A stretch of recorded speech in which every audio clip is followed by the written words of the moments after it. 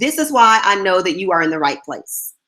If you are one of those people that you have all of these goals and visions and you start them, but then you quickly find out you don't have the time to achieve them, or you burn out because you seem to have all these obstacles in your way and you can't seem to get to the goals that you are trying to accomplish.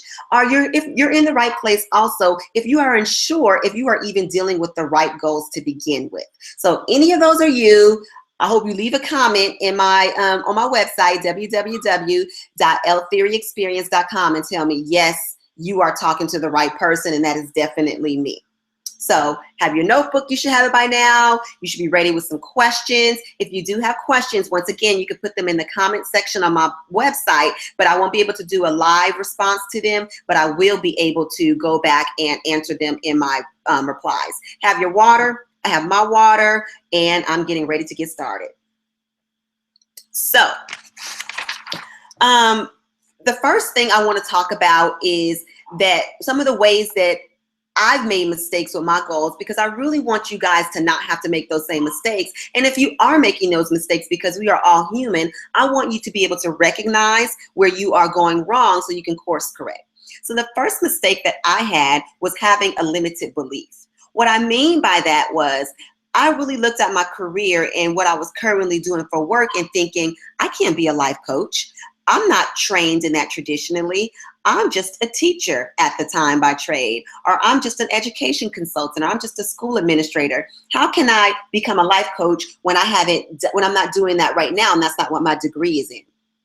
And I really didn't do this work professionally for a very long time because I did not believe that I was qualified, because I wasn't paying attention to the skills that I did have. Once I got over that hurdle, and honestly, it took me talking to people who were currently doing the profession for me to realize that I'm already coaching in my day job. As a school administrator, I work with teachers, I work with families, I work with students all of the time to help them change their mindsets about their current progress and performance. I work with them all of the time to learn new skills. I'm constantly giving professional development to them. And so I really had to get over myself and my limited belief about what I couldn't do and start realizing all the things that I could do. So that was my first mistake. My second mistake was having limited listening, and this really ties into that first mistake. And what I mean by limited listening means that I was not paying attention to the feedback that I was getting, and I wasn't paying attention to the patterns in that feedback. So what I mean by this is this. I used to always get, and I really remember 2010 and 11 and 12 stick out of my mind. I would have text messages from friends all of the time, not necessarily asking me how I was doing, but asking me, what should I do about this problem? Or I'm in this situation, or I'm starting to experience these feelings. I'm not sure what to do. And I was always giving them advice, and they kept coming back and they kept telling me that my advice was working. And the kind of advice I was giving to them was not the sugar-coated, well, tell me, what do you feel? Or tell me, what do you think? But really helping them to realize their own patterns and to give them some particular skills and exercises for them to do so they can get better at their own issues. And because I was ignoring that pattern of what I was good at, again, I wasn't practicing being a life coach professionally because I was limiting my own listening skills. So those are the first two mistakes that I made that go hand in hand, having limited beliefs and limited listening. The third mistake that I made was having a limited focus. And what I mean by limited focus doesn't mean that I wasn't focusing on the right career, but instead I was focusing on too much. I was thinking that if I'm going to be a life coach, that means I have to be an excellent author. I have to be an excellent blog writer. I have to be an excellent marketer. I have to be excellent with public relationships. I have to learn all the latest HTML and CSS. And trust me, there are many nights that I stayed up all night trying to get coding correct. I had to learn about which widgets and plugins that I need to use. And instead, I was not being laser focused on the things that were truly my talents and gift, which is life coaching. I was not developing my practice. And instead, I was using my energy in all of the wrong ways. And all of that did was increase my likelihood for burnout. So if you're feeling burnt out, I would venture to say you're not focusing on what you truly need to be focusing on. So you might be wondering, so what do I do? Because I do need a business website. I do need a blog. I do need marketing and public relations in order to, launch my business. That's where your team comes in. What you need to know are the skills and the quality of people that you're looking for, so that as you assemble your team of experts, you are the one that are able to focus on your craft while they take care of the other aspects of it. I even say Jesus was a disciple. He had 12 disciples, and that does not mean that he wasn't masterful at his word and at his work, but he knew that in order to reach the people, he needed a whole tribe in order to have examples and in order to have different people resonate with. So I'm not saying I'm Jesus. Do not nail me to anybody's cross or say that I'm being blasphemous. But what I am saying is that we are not meant to do this work alone. We are meant to work in a team. So those are the first 3 mistakes I made: limited beliefs, limited listening, and limited focus. Now, for this next mistake I made, I really, really want you to take a deep breath. Do it with me. I'm going to take a sip of water because it's going to be a doozy.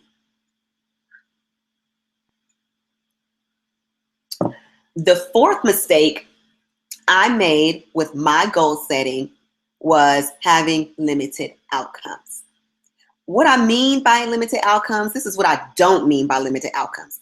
I'm not talking about that I had the wrong monetary goal, or I was only shooting for 100,000 when I should shoot for 200,000. I don't mean that I was focusing on having 20 subscribers when I should only be when I could be focusing on having 50 subscribers. What I mean was that I was limiting what kind of outcomes that I was expecting. Here's an example. Many of you all who have been around on my blog, www.ltheoryexperience.com, know that about 2 years ago, I went through a divorce. And, even though a marriage it takes 2 people, I'm going to own my role in it. And my biggest mistake that I made in my marriage was that I had the wrong idea about what the outcome should be.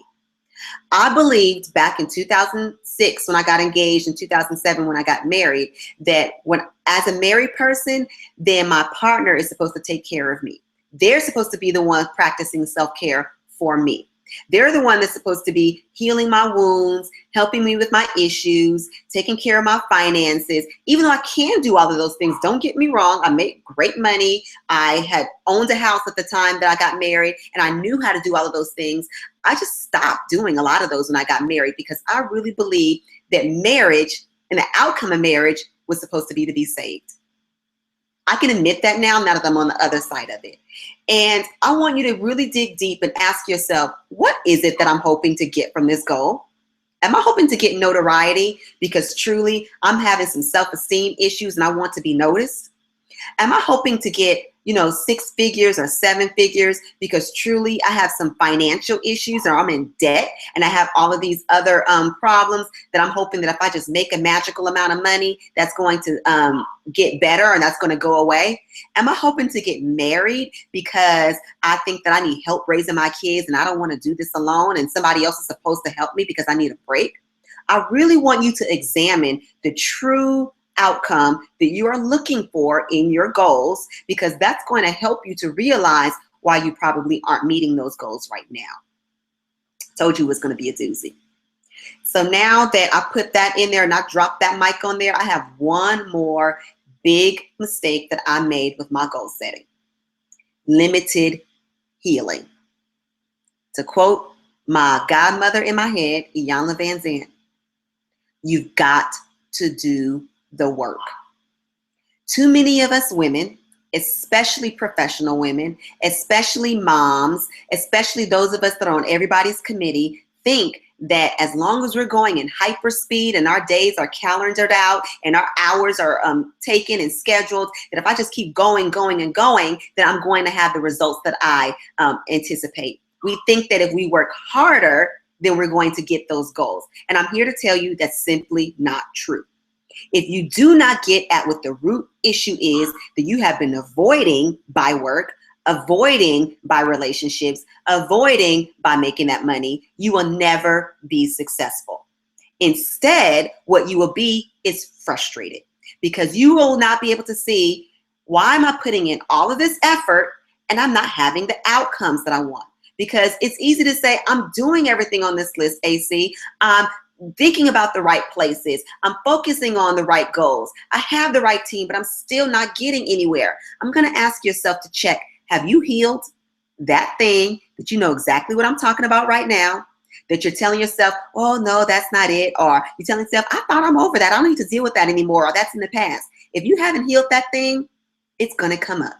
Because what is buried alive will not stay dead. Because it's not. So you need to get to the root of what is holding you back so that you can have the blessings and the outcome and the abundance that you are absolutely capable of and that you are worthy of having. So now that I put those 5 nuggets, I want to say them one more time because I want you to really understand what I'm talking about. And I want you to spend this next week thinking about which one of these mistakes is really holding you back. What is it that you really need to be focusing on? Where do you need to get honest and real with yourself about what's holding you back? Is it limited beliefs? Is it limited listening? Is it limited focus? Is it limited outcomes? Or is it limited healing?